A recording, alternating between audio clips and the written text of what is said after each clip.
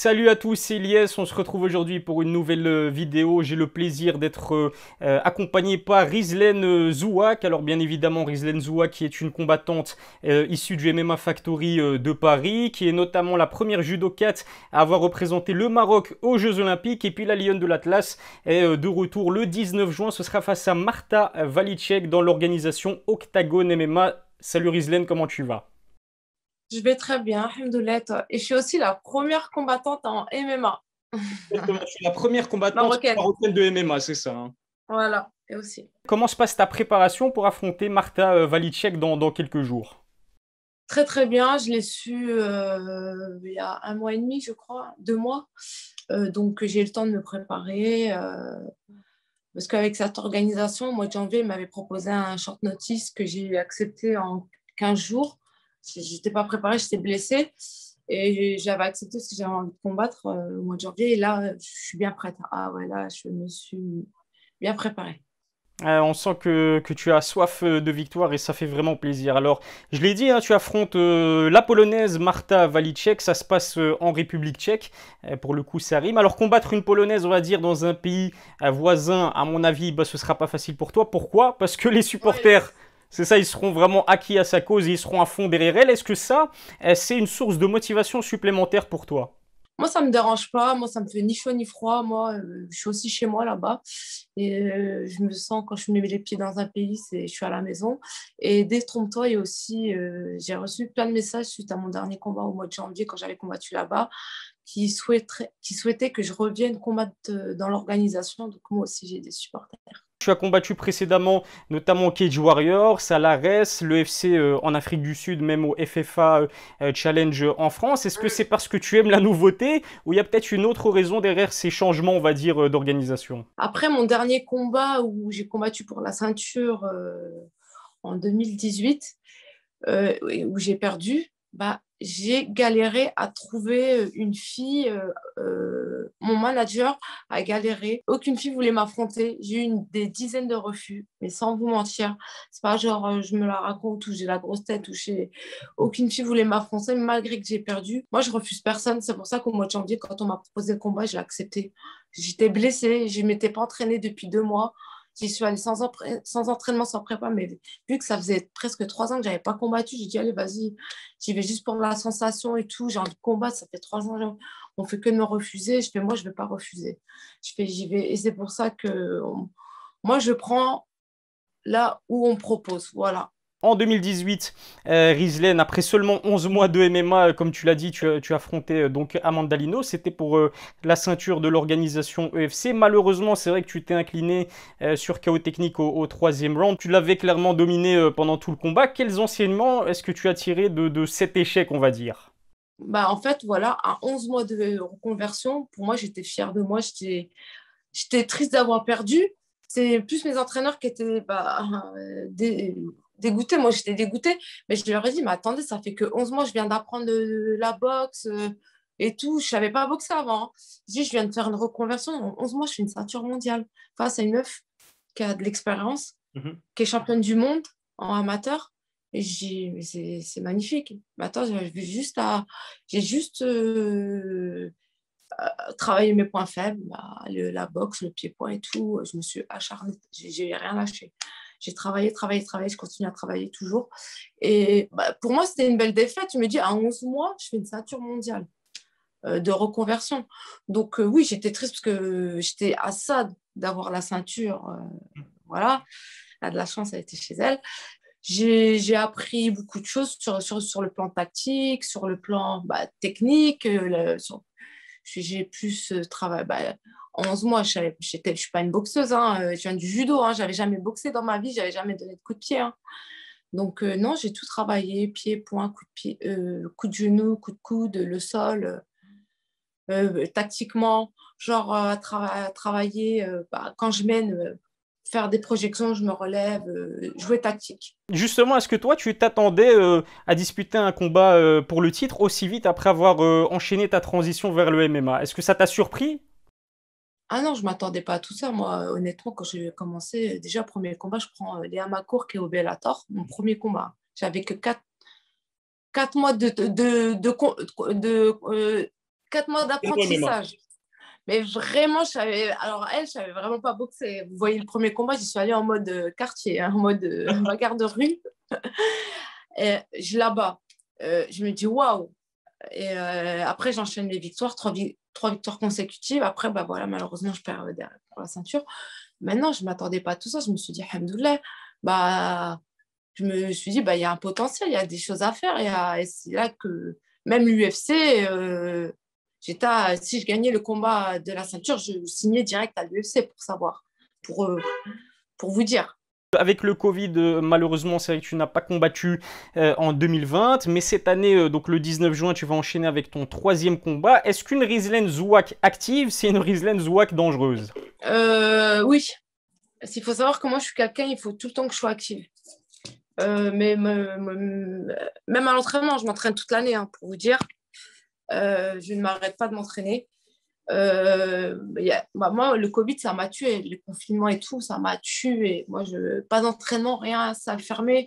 J'avais pas la motivation d'aller m'entraîner. Je faisais des fois, quelques fois avec mon mari.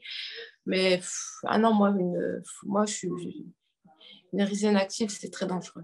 Et il faut que j'enchaîne. Et mon manager sait que je peux me permettre d'enchaîner les combats. Bah, la preuve, c'est que en 2017, tu l'as dit, en 2017, tu enchaînes 3 combats dans l'année et les 3 combats, tu les as remportés sur KO technique, d'ailleurs, pour la petite anecdote, hein, c'est ça. Ouais, sur TKO. Tu as remporté ton dernier combat, c'était sur décision unanime il y a un peu moins de 2 mois. Auparavant, tu restais sur 2 défaites et un combat annulé à cause d'un sol trop glissant. La dernière victoire que tu as remportée, j'imagine qu'elle a dû te faire un énorme bien, surtout au niveau mental. Bah, déjà, entre les 2 défaites, il y a eu 2 ans et demi, hein. C'est pas 2 défaites consécutives. Il y a eu 2 ans et demi entre la première et la deuxième. Et ma victoire du mois d'avril, il faut savoir, j'ai combattu dans la catégorie supérieure. Ce n'était pas ma catégorie de poids. Parce que celle que je devais affronter, elle a eu le Covid. Et j'ai accepté une ancienne judokate. Alors pour moi, au judo, elle était en moins de 78 kilos et moi, j'étais en moins de 63 kilos. Déjà, vous voyez la différence. Sur ce combat-là, j'ai joué tactique. Quand j'ai vu qu'elle était physique, plus costaud que moi, j'ai dit, Rizan, tu fais aucune prise de judo. Parce qu'en fait, elle attendait que je fasse une projection pour me contrer, parce qu'elle savait qu'elle était plus physique, et pour m'attraper au sol, puis au sol avec son physique, c'était impossible. Donc, je me suis mise en mode boxeuse, en mode pied-point, et sur ce combat-là, ça m'a montré que j'ai beaucoup progressé en pied-point. Le travail que j'ai fait pendant toutes ces années, je l'ai mis sur ce combat. Et j'étais très contente, très fière de moi et ça m'a encore plus renforcée et pris confiance en moi dans le sens parce que juste avant de combattre, vraiment, je me sous-estimais.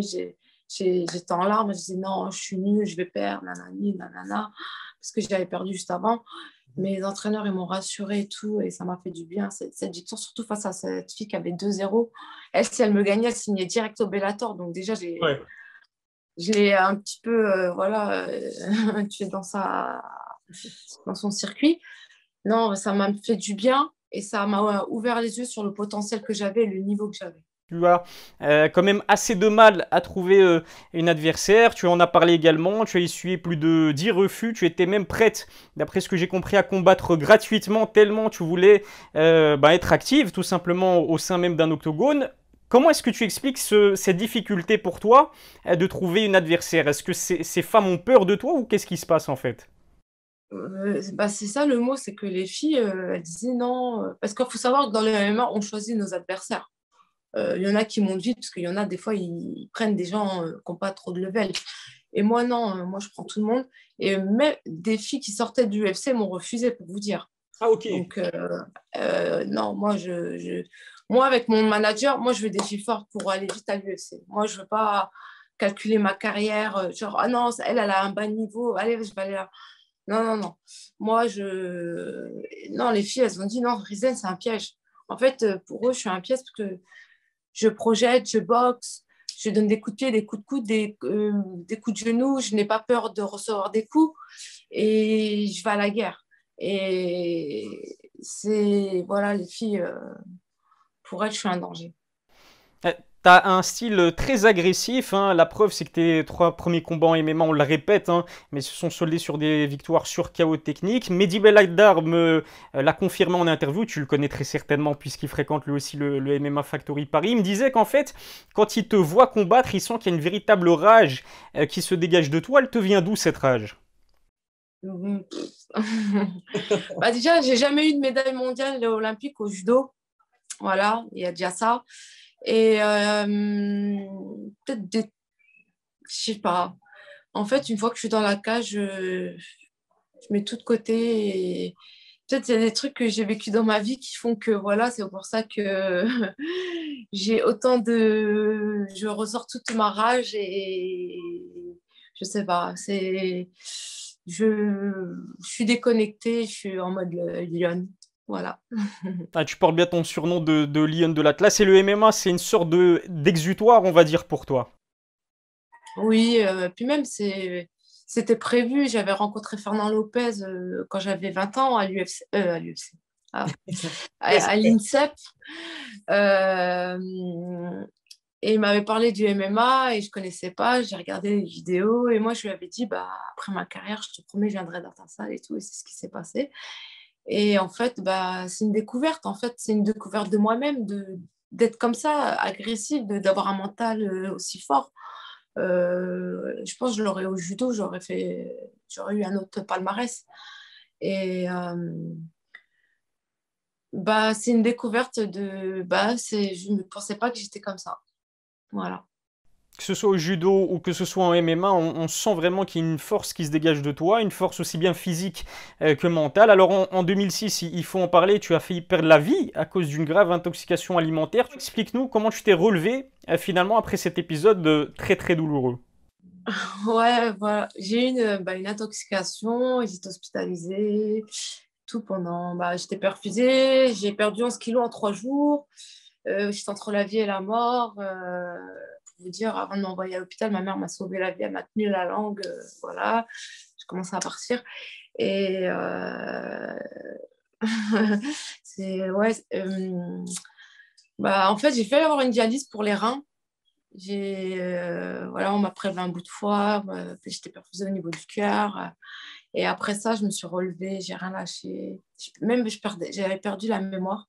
J'ai encore des séquelles des fois par rapport à ça. Il y a des trucs de cette période-là, je ne me souviens pas de 2006. Bah, je me suis relevée et voilà, mon rêve c'était d'être une championne, de faire les Jeux Olympiques et j'ai réalisé mon rêve d'aller aux Jeux Olympiques et voilà, je ne suis pas une grande championne, mais j'ai eu des titres, alhamdoulilah. Et, et voilà, quoi, moi je relativise toujours, même après une défaite dans la vie. Voilà, je me dis, j'ai failli mourir et il faut toujours relativiser. Dans la vie, il y a toujours pire de ce qui peut nous arriver. Il y a des gens qui ont une maladie très grave. Voilà, faut jamais, voilà, on peut avoir des épreuves, mais il faut pas se plaindre parce qu'il faut regarder, il y a des gens, ils sont en fin de vie et nous, on est là, alhamdoulilah, on est en bonne santé. On... il y a des gens qui ont la chance d'avoir ses parents. Moi, mon mari, il n'y a pas très longtemps, il a perdu son papa, j'ai perdu mon beau-papa que j'aimais tant. Donc voilà, il faut relativiser, il faut jamais se plaindre et il faut voir le positif parce qu'il y a toujours pire que nous. Ah, tu reviens de loin en tout cas. Alors on a parlé de ce qui t'est arrivé de pire, on va dire, dans ta vie, ou l'une des choses qui était assez douloureuse dans ta vie. Maintenant je te propose de parler de ton parcours qui est quand même assez atypique. Première judokate marocaine à participer aux Jeux Olympiques notamment, et tu es surtout championne, multiple championne d'Afrique de judo. Alors Rizlen, pourquoi finalement est-ce que tu as décidé de tenter ta chance dans le MMA? Pendant 2 ans, moi, j'ai appris en regardant. Je faisais que de regarder les mecs à l'entraînement et mon cerveau, il enregistrait. Et une fois que j'ai commencé après les Jeux Olympiques de Rio, ben, j'ai appris vite. Et en fait, le judo, j'en pouvais plus. C'est pour ça que j'ai arrêté le judo. J'ai fait un burn-out. Alhamdoulilah, au MMA, j'ai une reconnaissance du public marocain que je n'avais pas au judo. Donc, ça me touche énormément. Et le Maroc, c'est dans mon cœur. C'est ma fierté. Voilà, je suis la première femme à se qualifier aux Jeux Olympiques officiellement. Donc, je suis la première combattante en MMA. Donc, c'est une grande fierté. Et après, moi, ma plus grande fierté, ce serait de rencontrer le roi du Maroc. Voilà, Inch'Allah, si je rentre à l'UFC, je serai la première femme marocaine, parce que je représenterai le Maroc, bien sûr, évidemment. Et donc, non, c'est un honneur et c'est une fierté. C'est surtout pour... voilà, mon papa, il a toujours voulu que je mette le drapeau marocain. Ben, voilà, j'ai exaucé son souhait. Et justement, comment s'est passée ta transition vers le MMA au début? Est-ce que c'est plus facile aussi d'enchaîner avec une carrière de MMA quand on vient du judo par rapport à la boxe, ou au contraire, tu dois quand même tout réapprendre finalement? Ah non, faut négliger aucune technique, aucun sport de combat. Parce que je reçois beaucoup de messages, oui, mais moi j'étais champion dans ci, dans ça. Non, non, non. Le MMA, c'est le MMA. Il faut apprendre, il faut tout apprendre. Même s'il y a des personnes. Fernand, il dit, il y a des gens qui peuvent être champions du monde de judo et arriver dans le MMA et ne pas réussir. Ça ne veut rien dire. Euh, donc, il faut négliger aucun sport de combat dans le MMA, que ce soit la boxe, le pied-point, le JJB, la lutte. Même, je viens du judo, même la lutte, il y a des trucs qu'il faut que. Les double legs, single leg. Il faut négliger aucune technique, il faut tout apprendre et il faut se sacrifier. Il faut, voilà, quand on sait ce qu'on veut, il ne faut rien lâcher. Il faut travailler, travailler, travailler. Même moi, j'en pleurais. Hein. Au début, c'était dur hein, Mm. parce que les déplacements de boxe, ce n'est pas les mêmes déplacements de judo. Et au judo, on peut donner le dos qu'au MMA, on ne peut pas donner, il ne Mhm. faut pas donner le dos. Donc, il y avait plein de choses. Il fallait apprendre le règlement du MMA. Donc, non, le MMA, c'est un grand sport, c'est un vrai sport Mhm. avec plein de valeurs, un sport riche qu'il ne faut. C'est pas parce qu'on a fait des grosses performances dans un autre sport que forcément ça va être facile dans le MMA. Il faut tout apprendre et rien négliger. Tu as en tout cas deux exemples à suivre, hein, si je peux dire, notamment Ronda Rousey, qui est une légende de l'UFC, qui avait un solide background en judo. Pareil pour une certaine Kayla Harrison, qui est quand même double médaille d'or aux Jeux Olympiques. Elle n'est pas à l'UFC, mais elle est au PFL. Est-ce que ce sont des inspirations pour ta carrière? Bon, moi, ce qui m'a inspiré, c'est plus Ronda Rousey, parce que c'est elle la première. Mais Kayla, on a commencé en même temps, en plus. On a arrêté notre carrière après Rio 2016, pareil. Et on a commencé en même temps. Non, Kayla, je vois. De toute façon, Kayla et Ronda, on est la rage de vaincre. Bah, j'ai l'impression les judokas, on a ça en nous. C'est, vous regardez nos combats, on a une rage de vaincre. C'est pareil. Après, bon bah, j'ai pas encore la carrière de Ronda Rousey hein, et de Kayla. Kayla à 9-0, voilà. Non, non, oui, c'est des exemples. Oui. Je vais pas vous dire, je vais pas te dire non. Moi, ce qui m'a inspiré, c'est Ronda. Moi, j'ai vu quand j'ai appris le MMA au début, j'ai regardé les points faibles de Ronda pour pouvoir voir par où je devais commencer. Donc, c'est comme ça que j'ai petit progressé. J'ai regardé les points faibles de Ronda Rousey. Et Ronda Rousey, je l'ai rencontrée au judo. Hein. Et Ah, j'ai ok. perdu. C'était en Belgique, on a fait un tournoi. Elle s'était pesée le vendredi, moi je me suis pesée le dimanche, c'était en moins de 63 kilos. Une semaine après, il y avait le tournoi de Paris, elle arrivait poids au poids. Le dimanche, elle était énorme. Quand je l'ai prise, c'était un bloc de mur. J'ai perdu au sol. J'ai perdu au sol. Elle était monstrueuse de sol. Et c'est à partir de là qu'elle est montée de catégorie de poids.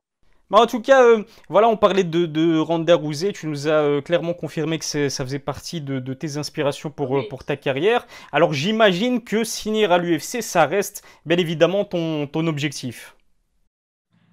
évidemment. Sport olympique, Jeux olympiques, MMA, UFC.